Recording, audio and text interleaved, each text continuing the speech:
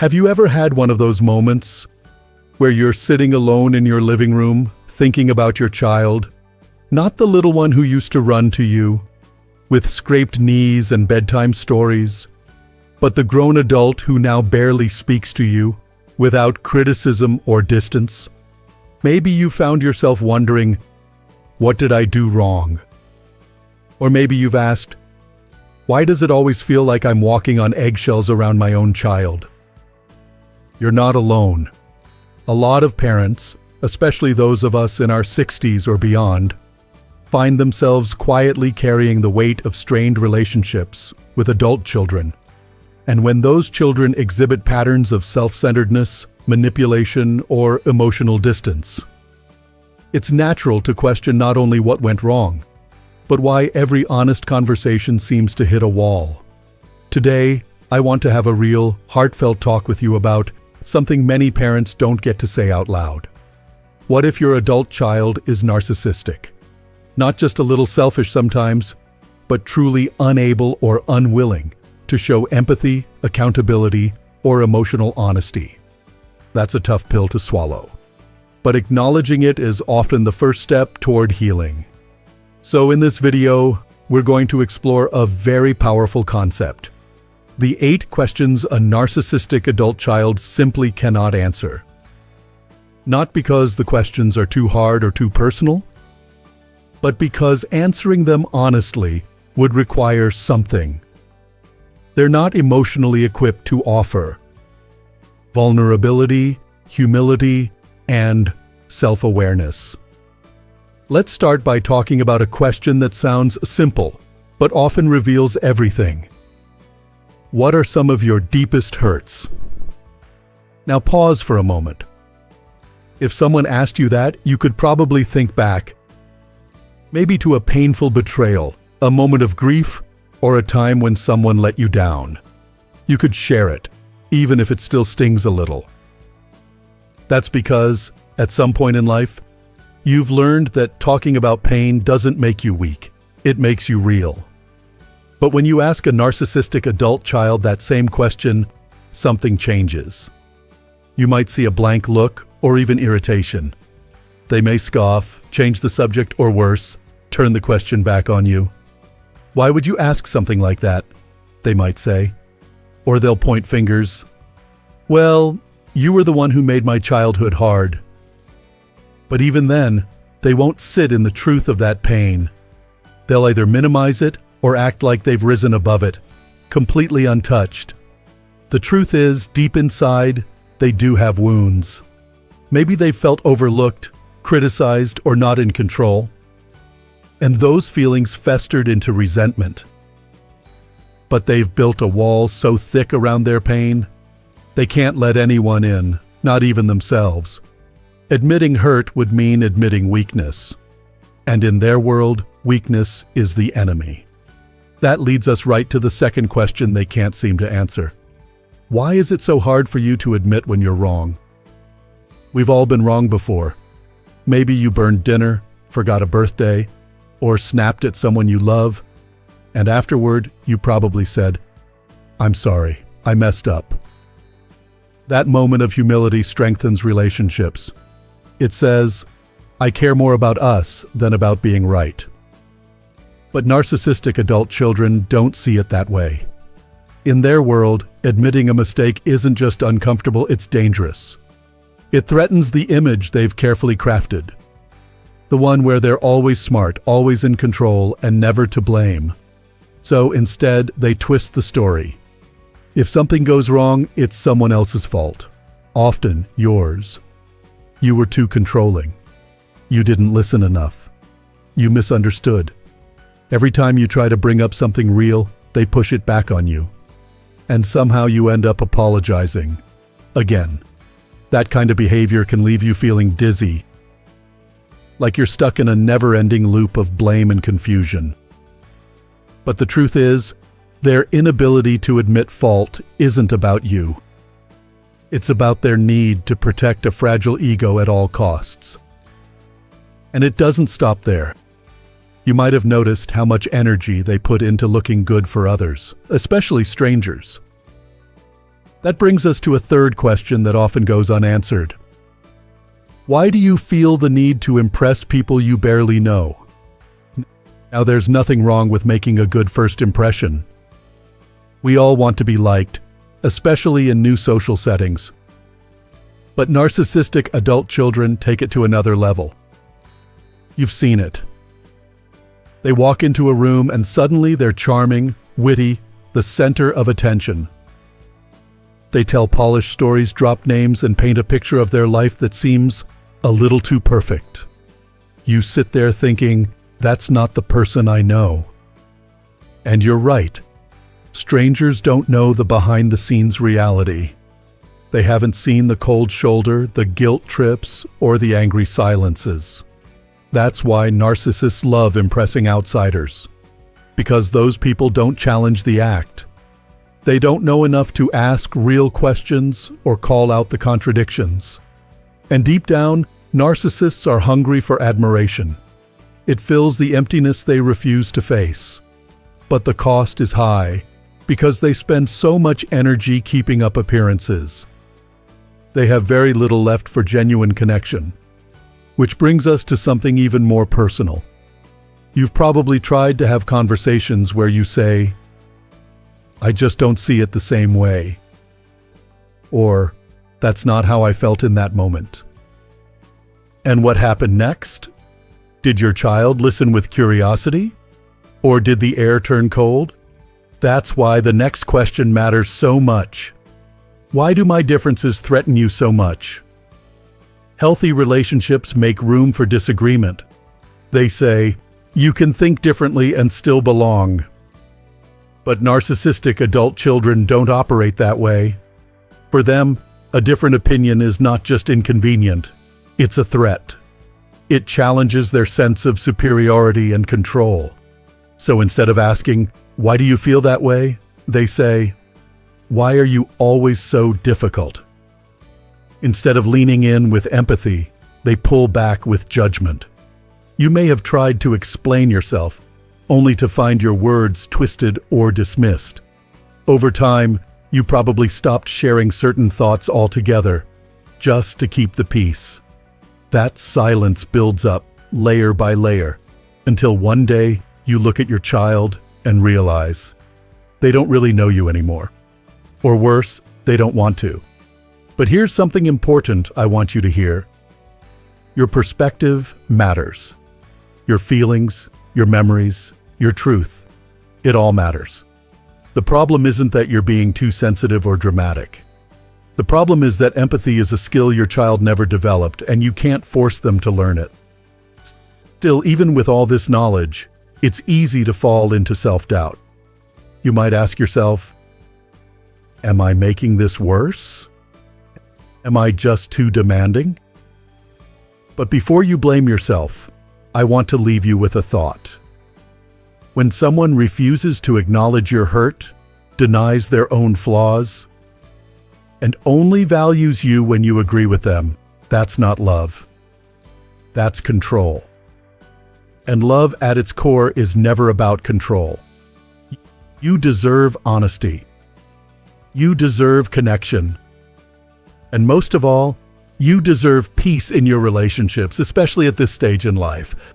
Let's keep going. Now, if you've been nodding along and thinking, that sounds like my child, you're not imagining things. Sometimes the most painful part of these relationships isn't the shouting or the silence.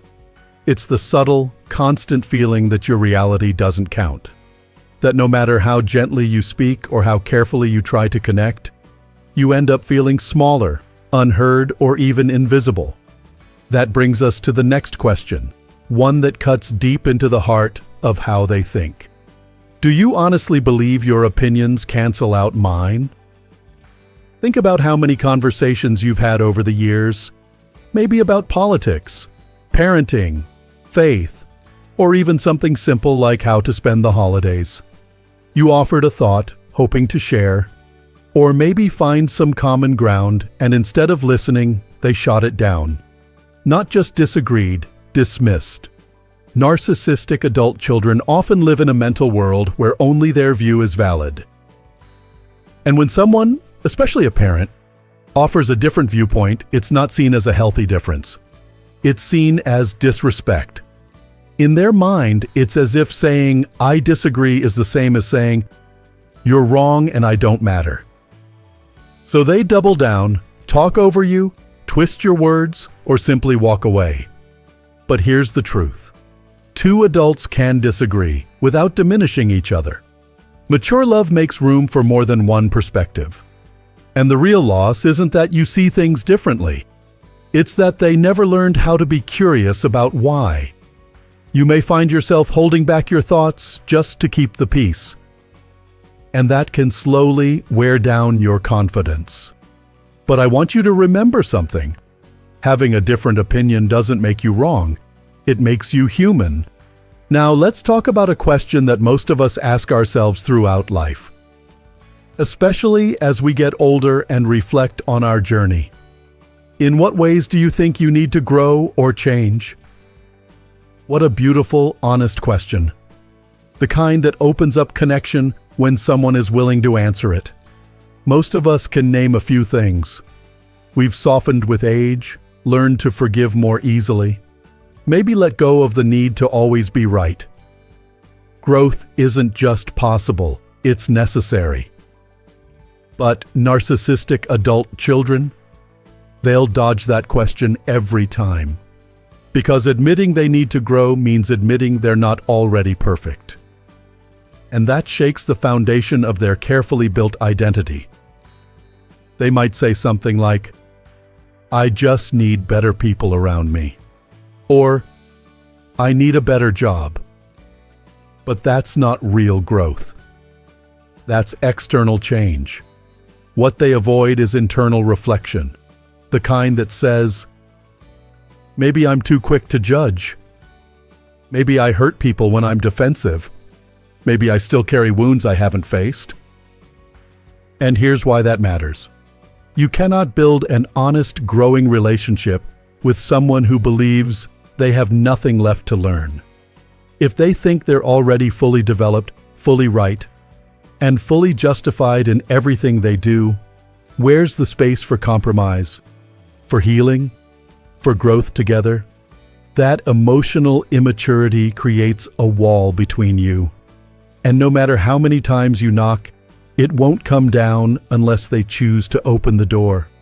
Still, there's something even more confusing, more exhausting, and honestly, more heartbreaking. It's what happens when, after everything, they keep coming back into your life, not with kindness, but with more criticism. You may have thought, "If I frustrate them so much, why do they still call? Why do they keep showing up, just to put me down?" Which leads us to the next hard truth. If I make you feel so frustrated, why do you keep coming back? It's a fair question. You might expect them to drift away, distance themselves, move on. But instead, they keep showing up in your life, but never to build you up. It's as if your presence gives them a stage, to rehearse their complaints, to sharpen their superiority, to drain you emotionally. Why would someone do that? Because to a narcissist, relationships aren't about connection. They're about control. And when they come back to you, it's often because they're seeking fuel. Every argument, every sigh, every time you bend to keep the peace, that's emotional fuel. It feeds the story they tell themselves, that they're in charge, that they're stronger, that they've won some invisible game. It's painful, and it's confusing. Because as a parent, your instinct is to love, to nurture, to make things right. But with a narcissistic adult child, your kindness can become a weapon they use against you. And sometimes, the most loving thing you can do is to step back. Let's be honest, that isn't easy. As a parent, stepping back feels like giving up, like letting go of something you poured your heart and soul into. But boundaries aren't rejection. Boundaries are protection for both of you. And when you've tried every possible approach, when you've spoken with gentleness, apologized more times than you can count, and still end up being the villain in their story, It's okay to say, "I need peace." But even peace can be hard to find when you're met with silence. That leads us to one more question, one that many of you know all too well. Why do you go silent on me? You send a message. No reply. You call, and it rings endlessly. You try again, only to get cold responses, or worse, complete silence. That silence hurts more than words ever could. It's not just the absence of sound. It's the message beneath it. You don't matter enough to deserve an answer. Narcissistic adult children use silence as power. It's a way to punish, to control, to protect themselves from having to engage in anything that feels uncomfortable. And sometimes it's passive-aggressive anger in disguise. It says, "You figure out what you did wrong," without ever telling you what that was. You find yourself replaying conversations, wondering what you said, what you missed, what you could have done differently. But the truth is, you can't fix a relationship by yourself. Connection is a two-way street. And when someone chooses silence instead of honesty, they're not protecting peace. They're protecting distance. And that distance can make you question everything. But let me remind you, someone else's silence does not define your worth. Your value doesn't depend on their approval or their ability to love you well. Your worth was never tied to how well you're treated by others. It's tied to your heart, your spirit, your years of love and sacrifice. You have walked through joy and grief, success and failure, and you're still here. You've done your best, even when it wasn't appreciated. And you have every right to find peace, even if it means letting go of the hope that one day they'll finally change. And maybe they will. People can grow, but not everyone chooses to. And your peace should never be held hostage by someone else's refusal to grow. You are not alone in this. And you're not broken. You're a parent who gave love. And even if your child can't see it or won't return it the way you hoped, your love still matters. It always has. Let's keep going. Somewhere deep inside, you might still be holding on to the thought, if I just say it the right way, if I just find the right moment, maybe they'll hear me. That hope is understandable. After all, this is your child. You shared meals, birthdays, years of bedtime hugs. There was laughter too, times when their eyes lit up and you felt like the most important person in the world. It's hard to accept that the person you raised may never be able to offer the kind of relationship you long for.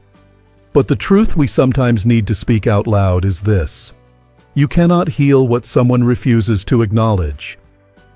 You can't reach someone who spent their whole life building walls instead of bridges. And the more you try to force closeness with someone who pushes you away, the more you hurt yourself in the process. That's why these 8 questions matter so much. Not because you expect answers from them, but because they help you see what's really happening. They lift the fog. They return your power. They remind you, this is not your fault. You've probably heard this before, maybe from a counselor, a close friend, or even whispered quietly in your own thoughts. But let me say it clearly now. You are allowed to stop trying to rescue someone who doesn't want to be rescued. You are allowed to stop begging for conversations that never happen, apologies that never come, or moments of warmth that always end in coldness. You are allowed to protect your heart. And here's something else I want you to know, especially if you're sitting with years of guilt or confusion.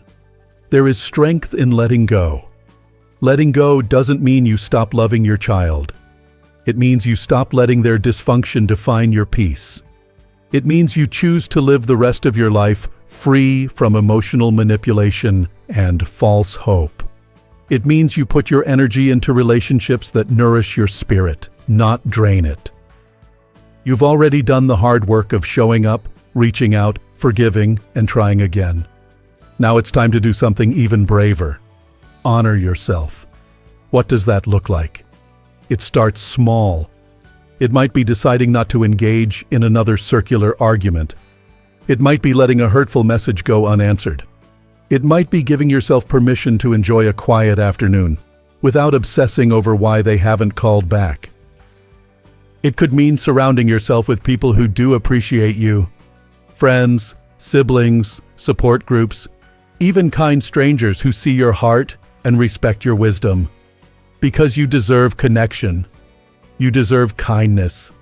You deserve to be heard.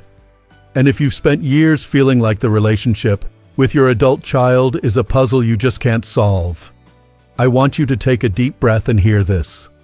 You don't have to keep solving it. Some puzzles were never yours to finish, and some people, no matter how much we love them, are not ready to meet us in the middle. But that doesn't mean your story ends in sorrow. In fact, this could be the beginning of something new. A chapter where you stop chasing closure and start chasing freedom. A season where your days are filled not with wondering what went wrong, but with rediscovering what brings you peace, what lights you up, what makes you feel alive again. You see, healing from a narcissistic relationship, especially with your own child, isn't about forgetting them. It's about reclaiming yourself. It's learning that you are more than a parent. You are a person with dreams, memories, talents, and dignity. You've lived through decades of change, challenges, and triumphs. You've learned to adapt, to endure, to grow. And now, more than ever, you have the right to choose peace over pain. That might mean taking walks without looking at your phone, waiting for a message that may never come. It might mean journaling through the grief or talking with a therapist who truly listens. It might even mean having hard conversations with people you trust, finally saying out loud, "I need space from my child." And that's okay. Because it is okay. It doesn't make you cruel. It makes you courageous. And if guilt creeps in, as it often does, remember this: you gave your child a lifetime of love. You gave them your best. That love is still real, even if they can't receive it right now. But your love for them should never come at the cost of love for yourself. So, if you're watching this and you've been quietly holding back tears, or nodding along in recognition, or just sitting in the silence of your own thoughts, I want you to know I see you, I hear you, and I believe in your right to live the rest of your life with joy, clarity, and deep emotional rest. You've carried enough. It's time to set some of that weight down. There is nothing wrong with you for wanting honesty. There is nothing wrong with you for wanting connection. And there is absolutely nothing wrong with stepping away from a dynamic that has left you feeling empty for too long. The beauty of getting older is that you've learned what matters most. And when you stop trying to force love from someone who can't give it, you make room for a different kind of love, one rooted in acceptance, ease, and truth. So today, choose truth. Choose peace. Choose you.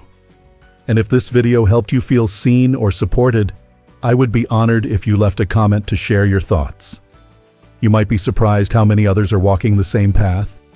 You're not alone, even if it feels like it sometimes. Be sure to like this video and subscribe to Strong Elderly Life for more real, heart-centered conversations just like this one. Because you deserve support. You deserve encouragement.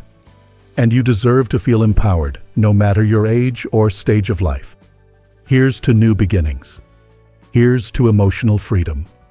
And here's to living your best life on your terms. You are strong. You are wise. And your story is still being written.